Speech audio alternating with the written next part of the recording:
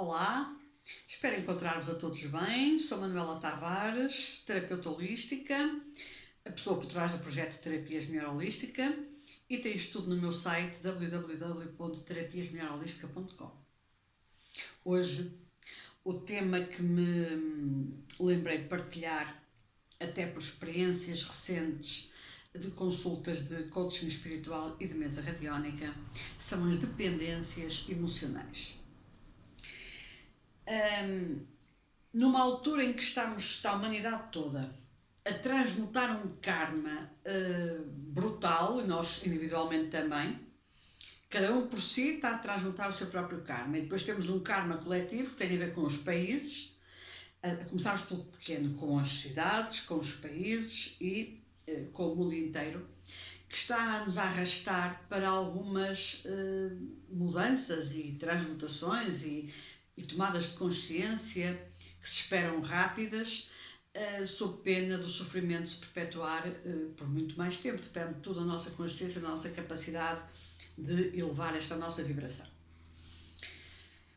As dependências emocionais arrastam-nos sempre para um processo de autoflagelação tremendo a cada um de nós, seres humanos. Há certas... isto é transversal, mas nota-se imenso em países cristãos e mais concretamente católicos, e eu friso particularmente, mas também se nota noutro país que não é cristão, ou pelo menos não é católico, mas também existe, mas nestes três países que eu vou referir é flagrante, que é Portugal, Espanha e Itália.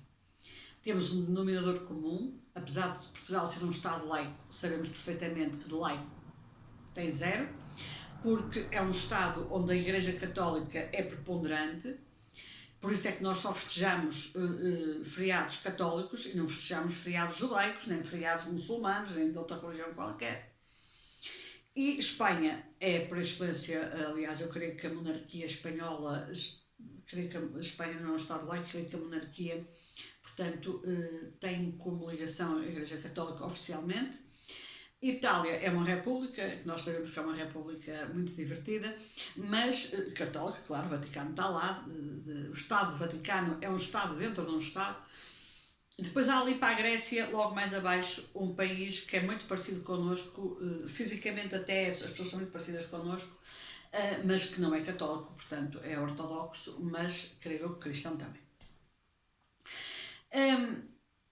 Nós somos muito formatados a viver em família. Já os países do norte da Europa não são nada assim.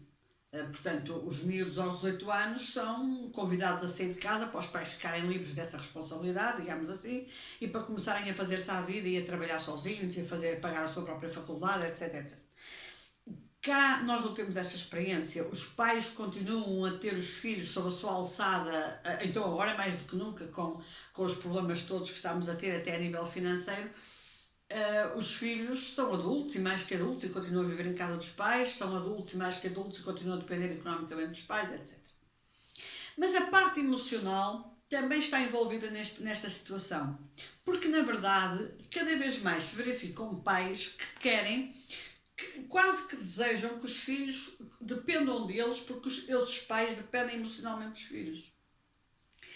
Em situações de pais divorciados, então isso é flagrante. E eu falo por experiência das consultas que faço de mesa radiónica e de coaching espiritual. Mais as mães do que os pais criam uma dependência emocional dos filhos, mas é tão grande, tão doentia, que quase que desejam que aquele filho nunca saia de casa, que quase que desejam que aquele filho nunca dê um passo fora do seu ninho, porque elas precisam daquela dependência emocional para viver. E quando os filhos fazem esse trajeto de sair de casa, de eventualmente assumir uma relação, de casar e até inclusive de ser pais ou mães, a mesma mãe emocionalmente dependente faz outro exercício fabuloso, que é um golpe de rins extraordinário, que é, pronto, agora que a minha filha ou o meu filho casou, eu vou ser muito prestável e vou instalar-me em casa dele ou dela para ajudar nas lides domésticas ou para ajudar a criar as crianças. para ser uma avó presente, etc, etc. Normalmente essas relações nunca acabam bem, porque mais dia menos dia uma das partes vai começar a perceber que está constantemente a ser invadida pela necessidade de excesso de zelo e até de voluntariado dessa ou desse progenitor. Ou seja, eu vou para a casa da minha filha ou do meu filho limpar a casa, ou engomar a roupa, ou criar o meu neto ou a minha neta, ou tratar disto ou daquilo. Não é porque eles me tenham pedido ou convidado. Eu vou porque eu quero ser prestável. Então isto é um voluntariado à força. Eu quero ser prestável, mas ninguém pediu para ela ser prestável. Mas ela quer ser prestável. Porque, na verdade, é a única coisa que a faz sentir útil na vida. Tudo o resto é um vazio completo. E nós, quando começamos a criar vazios na nossa vida, criamos em simultâneo dependências emocionais que nos vão arrastar para mais dependências emocionais, e nós nunca criamos a nossa própria estrutura, nós nunca criamos a nossa própria vida, nós nunca temos a nossa agenda. Às vezes isso já vem do casamento, e por isso é que o casamento acabou, porque duas pessoas não podem depender emocionalmente uma da outra. Uma pessoa é uma pessoa, outra pessoa é outra pessoa, que se amam, que estão juntas, que casaram, constituíram uma família, mas cada energia é uma energia. Mas quando essa dependência não foi resolvida lá atrás, projetam nos filhos ou noutra pessoa qualquer de família. Às vezes em irmãos ou em irmãs, etc.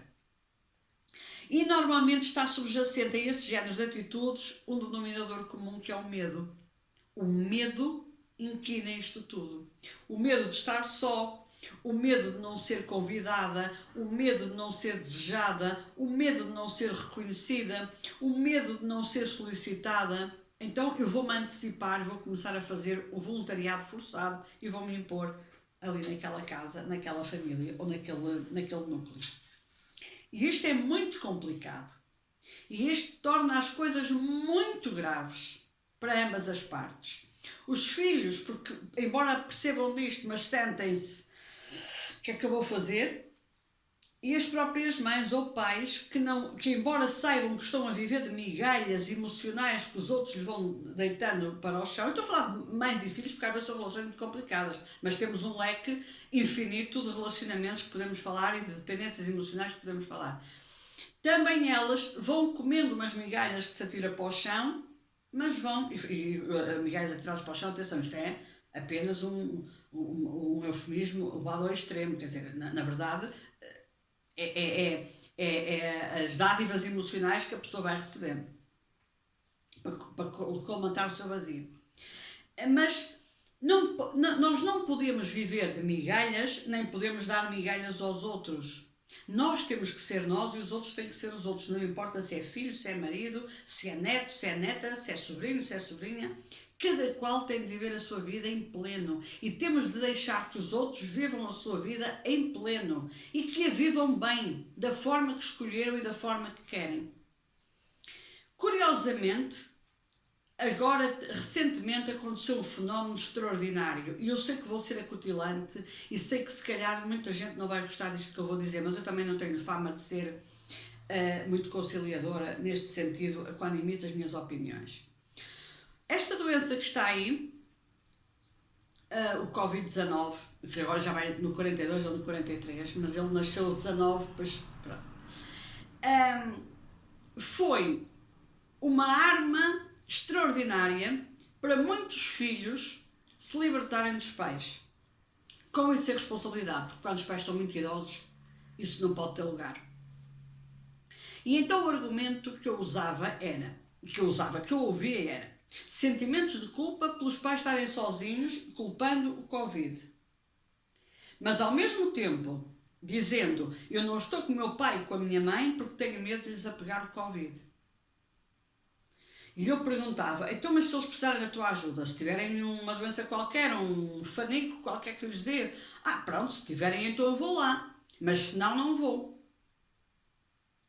E depois verifico famílias inteiras, cuja uma parte da família já tinha dado mostras de ser absolutamente dependente emocional dos filhos, e portanto ter exigências de reuniões semanais em casa dela porque tinha de ser assim, almoço ao domingo, ponto, eles tinham de lá e todos, e aproveitam esta fase do Covid e dizem: desta nós já vamos. Olha, não te vamos visitar este fim de semana porque temos medo que o Covid chegue aí a casa, ou a ti, ou à avó, ou ao avô, ou coisa que valha, que estavam lá todos a viver em casa. Então, olha, durante os próximos fins de semana não há almoços em família porque nós estamos todos com medo que o Covid vos apanhe, então não queremos ser fonte de contágio para ninguém. Então os filhos aproveitaram esta pandemia e este confinamento para durante meses não visitarem os pais, neste caso a mãe ou o pai ou os avós,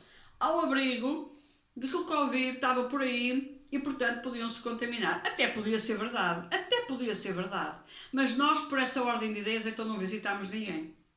Porque temos tantas doenças por aí fora, temos a tuberculose, temos outras doenças, as gripes normais, e o Covid se calhar é uma delas, embora mais forte. Então como é? Não fazemos nada por ninguém? As dependências emocionais, ao contrário do que nós imaginamos, levam muitas vezes ao afastamento das pessoas que estão à nossa volta, porque nos sentem como um peso morto nas costas deles, um peso pesado que têm de carregar, porque o nosso vazio é tão grande que precisamos de ir àquela pessoa receber oxigênio emocional para continuarmos a sobreviver, porque nunca fomos capazes de sozinhos assegurar a nossa própria felicidade.